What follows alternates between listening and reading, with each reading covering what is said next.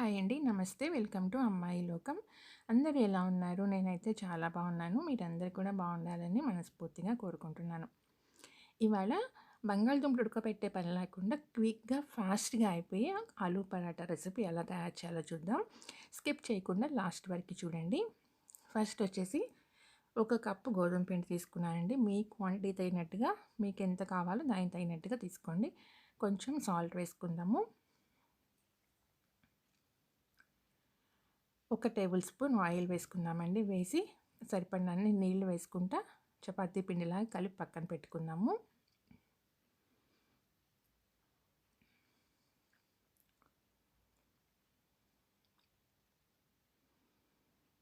చాలా ఫాస్ట్‌గా అయిపోతుందండి ఇది.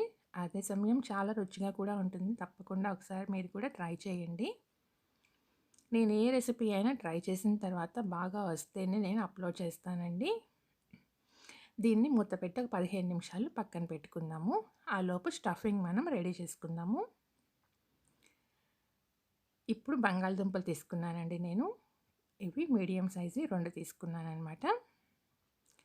వీటిని తొక్క తీసేసి వాష్ చేసుకుని చూడండి ఇలా నీళ్ళల్లోనే గ్రేట్ చేసుకుందాము, తురిమి పెట్టుకుందాము. అప్పుడే మనకి కలర్ మారకుండా ఉంటుందనమాట.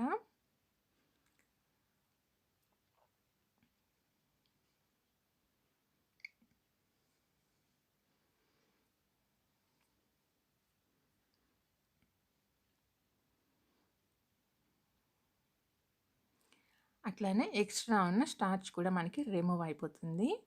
ఇది ఇలా ఉండనిద్దామండి నీళ్ళల్లో. ఆలోపు మనం కడాయి పెట్టుకుని ఒక టేబుల్ స్పూన్ ఆయిల్ వేసుకుందాము. ఆయిల్ వేడెక్కిన తర్వాత కొంచెం పసుపు, తర్వాత ఒక టేబుల్ స్పూన్ జీలకర్ర వేసుకుందామండి. తర్వాత ఒక పెద్ద ఉల్లిపాయని కట్ చేసుకున్నాము, దాన్ని కూడా వేసుకుందాము. ఇప్పుడు దీన్ని మంచిగా మనం ఫ్రై చేసుకుందామండి.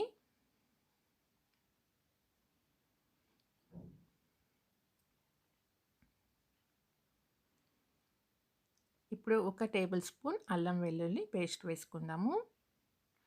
ఇప్పుడు ఇదంతా పచ్చివాసన పోయిందాకా కూడా మనం ఫ్రై చేసి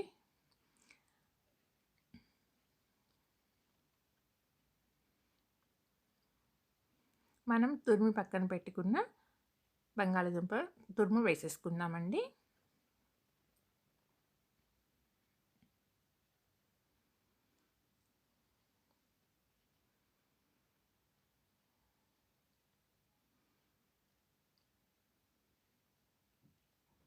పిల్లలకి లంచ్ బాక్స్‌లోకి చాలా క్విక్‌గా అయిపోతుంది. అలానే పిల్లలు కూడా తినకుండా రాకుండా అలా అలా మారం చేయకుండా చక్కగా నచ్చుతుందనమాట పిల్లలకి కూడాను తినటానికి.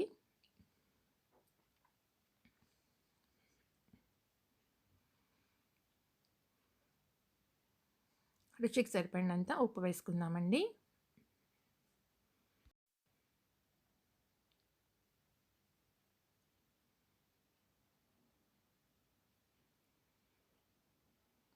మనం తురిమి వేసాం కాబట్టి బంగాళదుంప అనేది మనకి ఊరికనే మగ్గిపోతుందనమాట.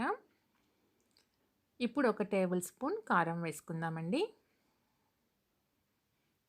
ఇదంతా మంచిగా కలిపేసుకుని అంతేనండి, మన స్టఫింగ్ అయితే రెడీ అయిపోయింది.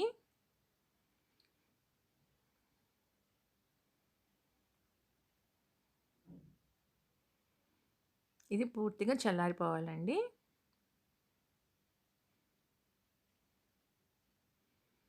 కొంచెం కొత్తిమీర తరిగి వేసుకుందాము. అంతేనింకా తీసి పక్కన పెట్టేద్దామండి. ఆరనిద్దాము.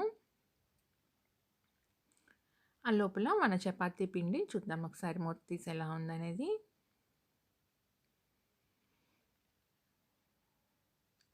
చక్కగా నానింది. దీన్ని ఒకసారి మళ్ళీ మంచిగా మిక్స్ చేసుకుందాము చేత్తో.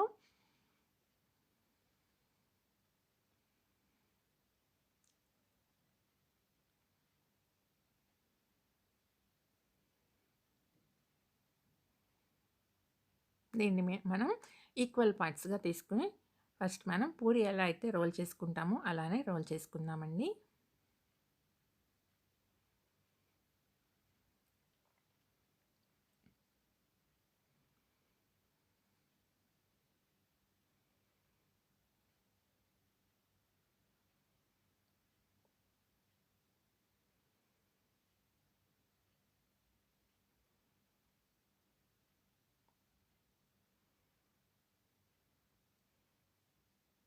ఇప్పుడు దీన్ని పక్కన పెట్టేసుకుందాము. అలానే మిగతావి కూడా మనం రోల్ చేసుకున్నాక ఆయిల్ అప్లై చేసుకుందామండి. ఎందుకంటే మనకి స్టఫింగ్ అనేది చక్కగా మంచిగా సెపరేట్ అవుతుందనమాట. ఇప్పుడు మధ్యలో మనం కావాల్సినంత స్టఫింగ్ పెట్టుకుందాము. నేనైతే ఒక 2 టేబుల్ స్పూన్లు స్టఫింగ్ పెట్టి స్ప్రెడ్ చేశానండి చక్కగా.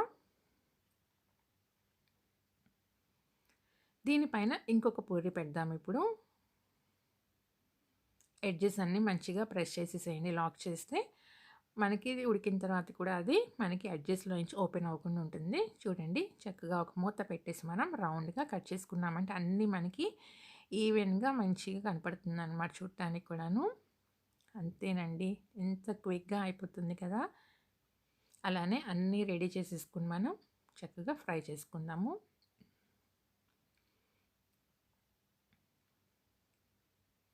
మీరు కావాలంటే దీన్ని తవాలో కూడా ఫ్రై చేసుకోవచ్చు. నేనైతే ఈరోజు కొంచెం ఆయిల్ వేసి ఆయిల్‌లో ఫ్రై చేశాననమాట. ఎక్కువ ఆయిల్ అయితే అవసరం ఉండదండి దీనికి. చాలా తక్కువ ఆయిలే పడుతుంది. ఇలా 2 పక్కల మంచిగా రొటేట్ చేసుకుంటా ఫ్రై చేసుకున్నామంటే మనకి లోపల స్టఫింగ్ కూడా మంచిగా కుక్ అవుతుంది. ఆ తర్వాత ఆల్రెడీ మనం కుక్ చేసే పెట్టాము. కానీ మంచిగా మనకి కుక్ అవుతుంది. అలానే మనకి పైనంతా కూడా మంచిగా క్రిస్పీగా లోపల సాఫ్ట్‌గా ఉంటుందనమాట. చాలా టేస్టీగా ఉంటుంది. తప్పకుండా మీరు ట్రై చేయండి. మీకు ఎలా వచ్చిందో నాకైతే కామెంట్ చేయండి.